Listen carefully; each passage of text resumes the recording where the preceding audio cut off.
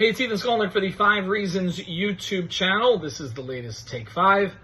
The Miami Dolphins are getting raided. Free agency hasn't officially started yet, but of course, teams are legally tampering at this point, and the deals are coming across, and it's not great for Miami. I mean, we kind of expected this to happen. We knew the salary cap situation was going to be tight.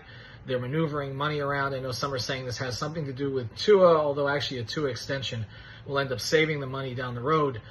But the defense, this is where it's happening right now, and this offense is going to have to be great this year, because if you went into last season and you said, who are their top 6 or 7 or 8 defensive players, a lot of those guys are already gone. Let's start with Christian Wilkins, who gets $110 million from the, Las Vegas Raiders. Took me a second not to mention Los Angeles or Oakland.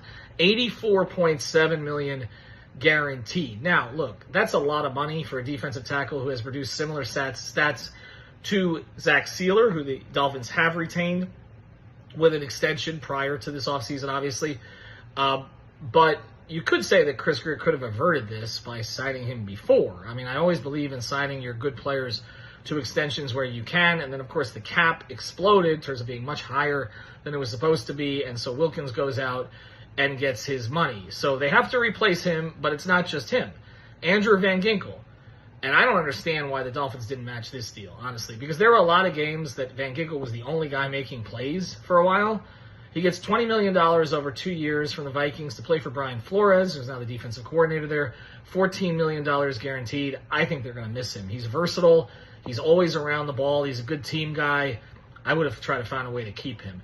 Then you look at Brandon Jones, who came back from injury and actually had some pretty good games as the season progressed last year. More of a blitzer than a cover guy. He's gone as well. And then, of course, we talk about Jerome Baker, who's been one of their most consistent linebackers. I know people wanted him to make more big plays, but he was a big part of the defense.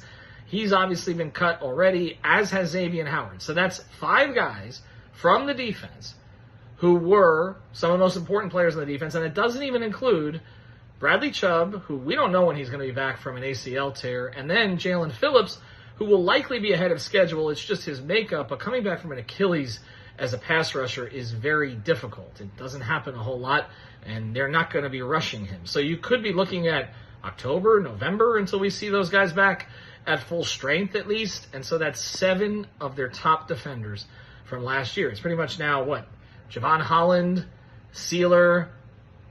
There's not a lot left. And that doesn't even include them cutting Agba, which they did earlier. He did play a lot last year, but that's another pass rusher gone. So Dolphins have a lot of work to do in free agency and the draft. And I don't want to be a pessimist here. I want to let the thing play out. But it's hard to see how the defense is going to be better than it was last year, and it crumbled down the stretch. Ethan Skolnick, the latest Take 5 for the 5 Reasons YouTube channel.